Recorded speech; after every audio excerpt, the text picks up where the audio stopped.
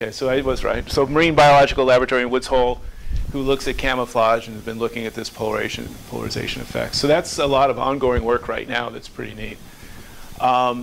Minerals somewhat depolarize. Here's some graphs of the Mueller matrix elements. This is that 1,2 element. He put a minus sign, so it's upside down from what I'd shown you. Remember, the data I showed you before had a polarization up around here. These are measurements of silt, so higher index has less of a maximum degree of polarization here at 90 degrees. There are people that have done a lot of calculations with, and there's some other measurements of mineral particles that show even stranger 1,2 elements than, or not stranger, but more variable 1,2 elements than that. So the idea for remote sensing is that by looking at the maximum degree of polarization, we can get an idea of how much mineral content is there versus hydrosol content. I should say, I think I put it at the bottom of that graph, and I don't remember saying it. If we look at the Rayleigh scattering, let's go back for a second. Okay. So this is a Rayleigh scattering. It turns out that low index particles, so if you have a low relative index of particle to the medium, you can use something called the Rayleigh-Gans approximation. In that situation, the Rayleigh scattering Mueller matrix still works. And so for my explanation for why phytoplankton, for the most part, have a Mueller matrix that looks pretty close to that for Rayleigh scattering is that most of the particles that I was looking at were low index particles. So do they have to be a certain size? Or is it just for the Rayleigh-Gans, it has to be low index, but the relative index and the size sort of play off each other a little bit too. You get particles you wouldn't typically call Rayleigh scatterers by their Oh, size. but way outside the range. And actually, Rayleigh-Gans, Howard was doing some calculations about Rayleigh-Gans, and it holds way beyond where you even think it Like should hold. right? Yeah, I mean, very. Which is kind of one of the upper limits of phytoplankton. So basically all phytoplankton. A lot of. In the ocean. And I did make a whole bunch of phytoplankton measurements. That's another paper that we have.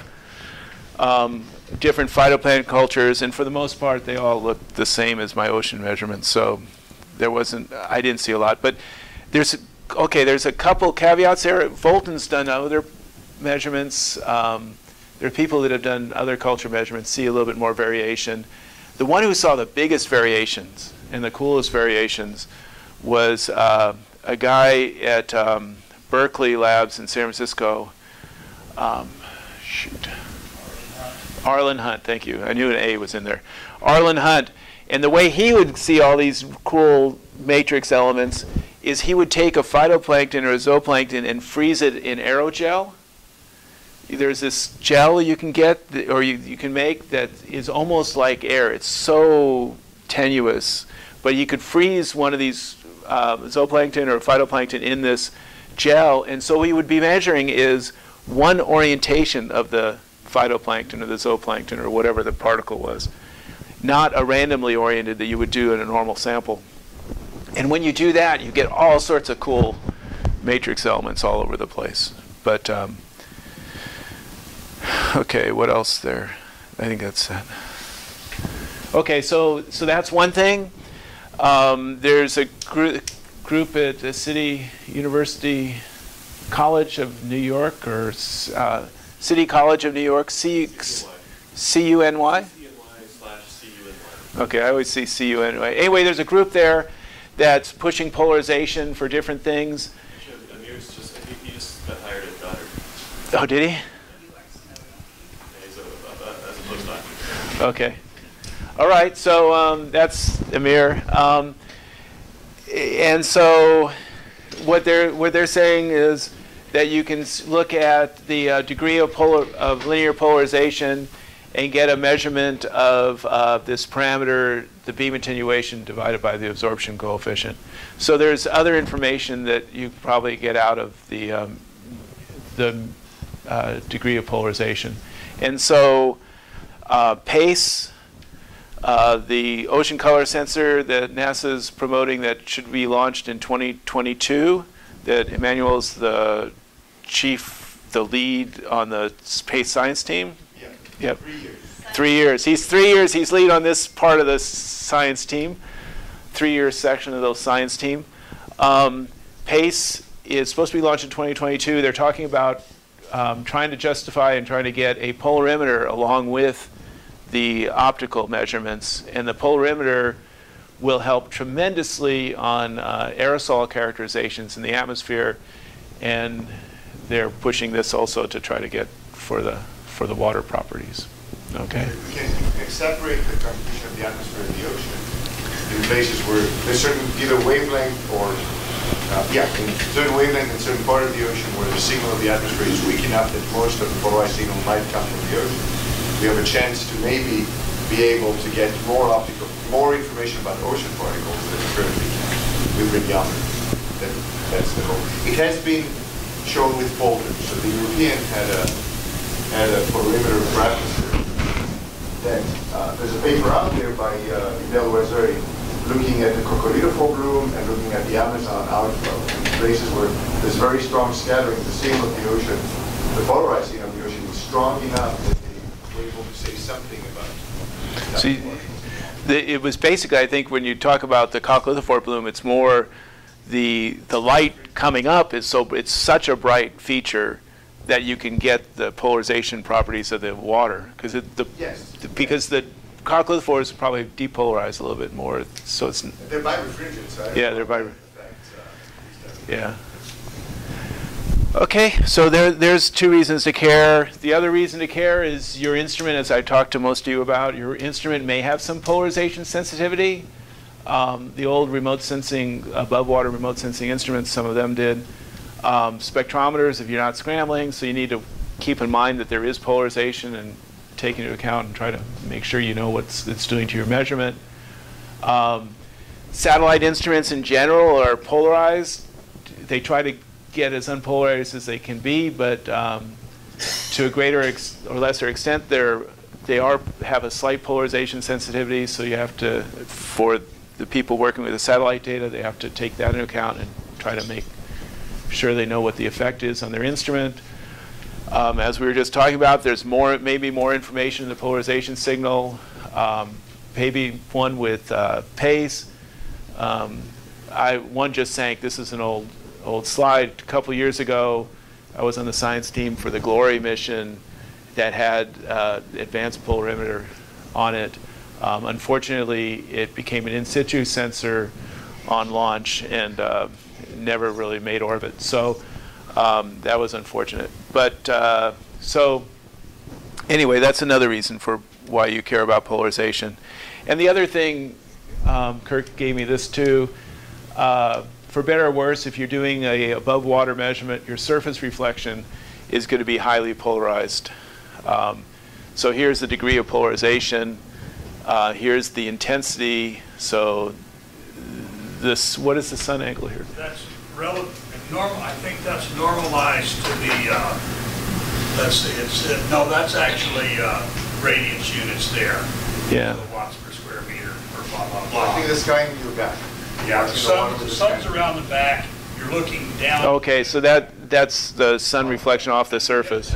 Very big value near the horizon because you're getting a very large Fresnel reflectance from waves that are tilted. This is 10 meters per second waves, so that's okay. all. But then you see this high degree of polarization in that component. And a high degree of polarization in other spots too.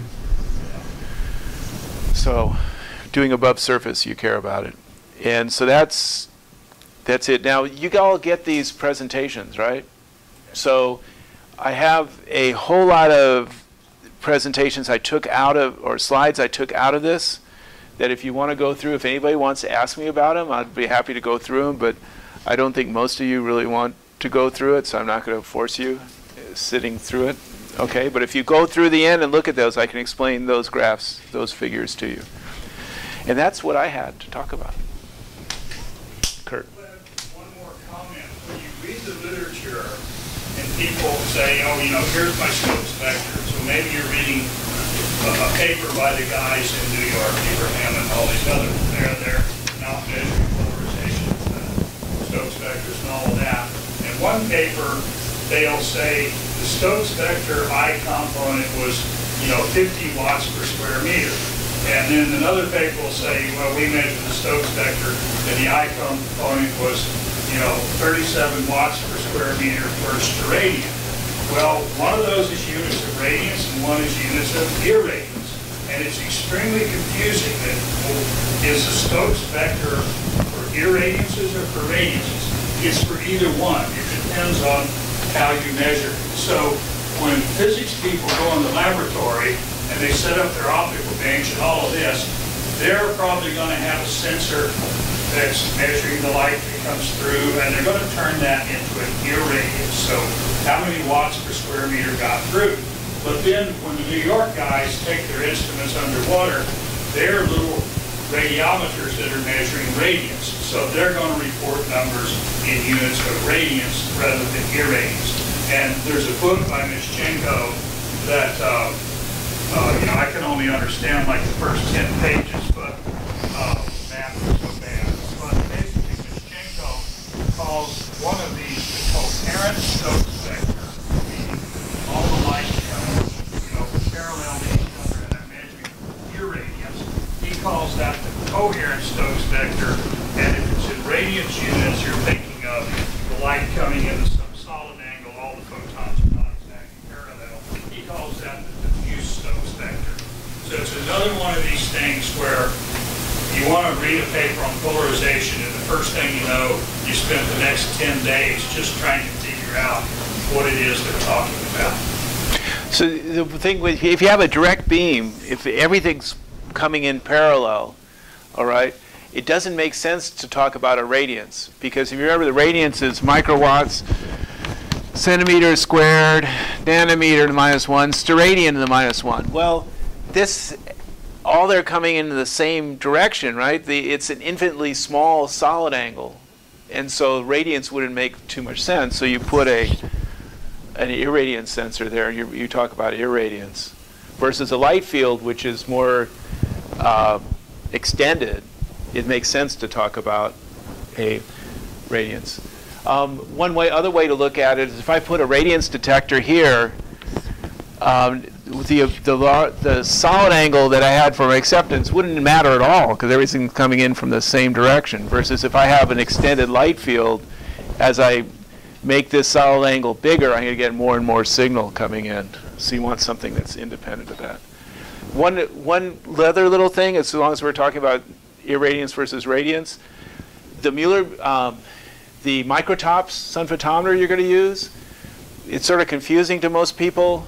The microtops, the world meteorological standard for sun photometer measurements is that you have something like a 2-degree field of view acceptance for these sun photometers. If you the sun only subtends a 1/2 degree of that field of view, okay? The reason they do 2 degrees is to make it easier for you to measure, so you don't have to be right at the sun. So they accept 2 degrees. Since you're making a measurement that extends much larger than the sun disk, what we talk about here is actually the direct solar irradiance. We don't talk about the radiance of the sun. To measure the radiance of the sun, you'd really want something with a really teeny field of view that would image the solar disk itself. For sun photometers, what we talk about is the direct solar irradiance that includes the sun and a little bit around the outside. Okay? So that's an irradiant, even though it has a limited solid angle field of view and everything, we talk about that as the direct solar irradiance, not radiance. Okay. Anything else? Yes, sir. So for polarimeters and anything like that, you said the way you did it was you had a laser firing and you changed out 16 times to get these different Mueller matrix set up and rotated that angle. And you said that you didn't want anybody to do that. No. So the way that I did it was that we had those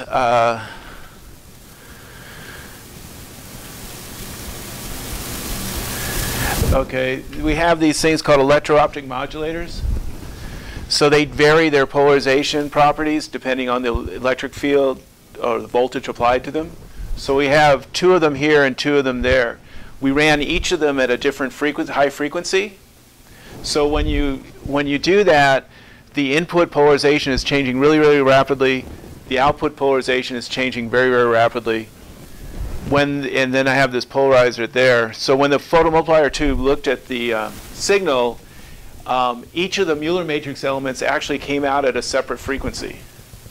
So by putting this signal from there into 16 different lock-in detectors that were each measuring a different frequency, I can make the whole Mueller matrix measurement, in a fraction of a second.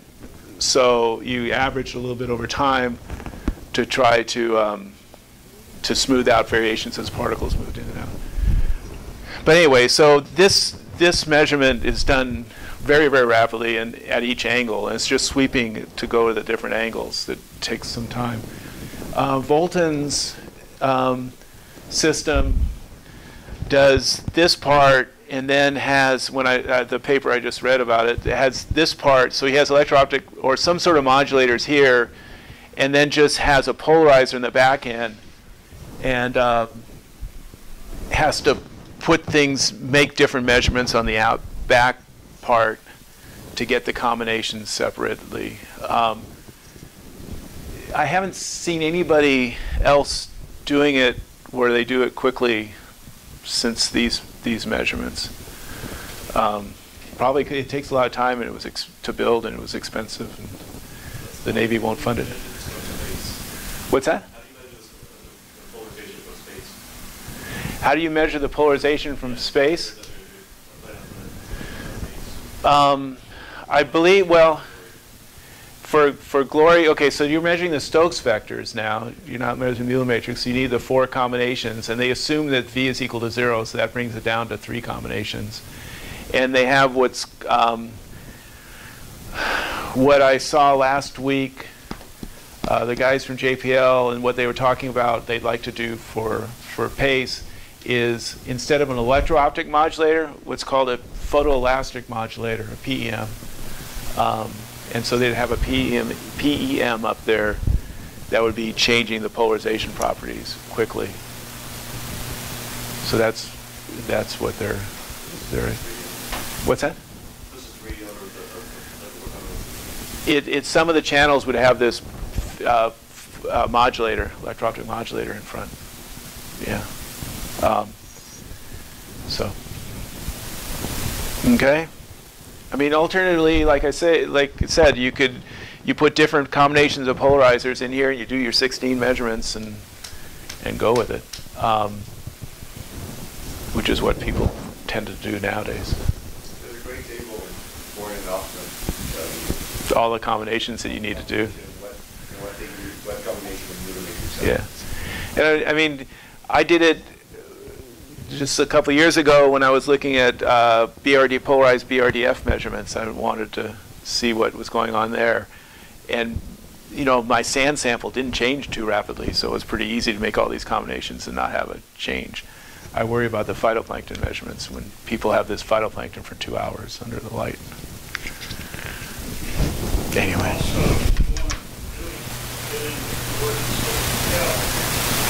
Polarization. I put out my little handout yesterday that says, I've got one coordinate system that's XYZ, and then I've got one for, my scattering angle. Now we're going to have a coordinate system that goes along with the light that tells how these polarization components are resolved. And, what's like my horizontal or my vertical or my left or right or whatever. And it's an unbelievable nightmare. You basically have coordinate systems that are stuck on protons. If they bounce around all the things, scatter and all of that, but then those all depend on what direction the photon's going and all that kind of stuff. And it is an unbelievable mess to get all that worked out correctly. I actually, when I was doing this paper on polarized surface reflectance, I actually took a piece of wood and I took coat hangers, and I dipped the coat hangers I made these little hemisphere things, and I had a little stick, you know, with coordinate system glued on it. So I could like send the photon in and bounce it, you know, I could like tape this thing to the little hemisphere, and I could have another little stick with a coordinate system, photon that was reflected coming off, so that I could actually look at this physically and measure these angles and stuff and make sure I was getting all of these, you know, scattering angles and all the plus and minus 45 degree and the vertical and horizontal and all this, make sure I was actually getting those right in the mathematics by actually being able to physically look at angles and reflecting angles and reflection and all that. It was just a mess. Howard Gordon has a set of toothpicks glued together. So whenever we'd start talking about polarization, he'd grab out these toothpicks, and we'd spend an afternoon playing with the different, figuring out what the coordinate systems were. So, is having like a polarizer along with the satellite space, would that make it a lot easier to correct for sunlight effects?